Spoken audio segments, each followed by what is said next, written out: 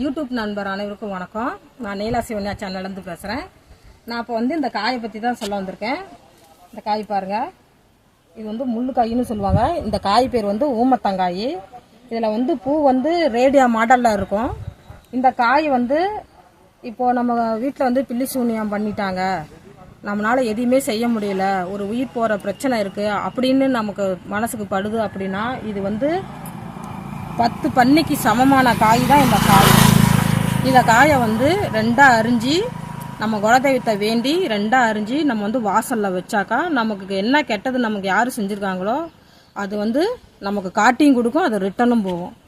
செய்கிறவங்க இதை செய்யக்கூடாது, அதிலேருந்து தப்பிக்கணும்னு நினைக்கிறவங்க தான் இதை செய்யணும்.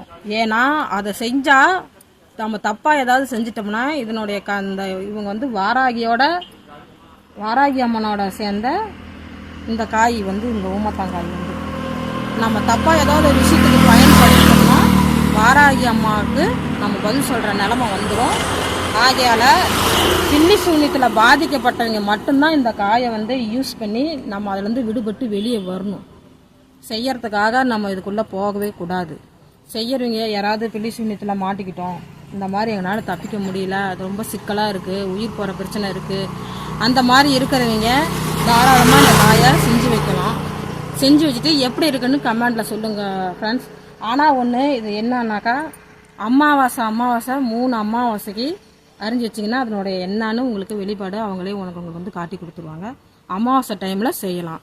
இல்லை அந்த டைம் நம்மளால் செய்ய முடியாது அப்படின்னாக்கா நீங்கள் ஒரு செவ்வாய்க்கிழமை நாள் 3 செவ்வாய்க்கிழமை தொடர்ந்து இதை வந்து அரிஞ்சு 2 பக்கமும் சிகப்பு தடவி வீட்டு வாசலுக்கு முன்னாடி தான் வைக்கணும், வீட்டுக்குள்ளே வைக்கக்கூடாது. இந்த காயை பற்றி இன்னொரு ரிவ்யூ போடுறேன், அது நான் அடுத்தாப்பில் போடுறேன். நண்பர்களே அனைவருக்கும் வணக்கம்.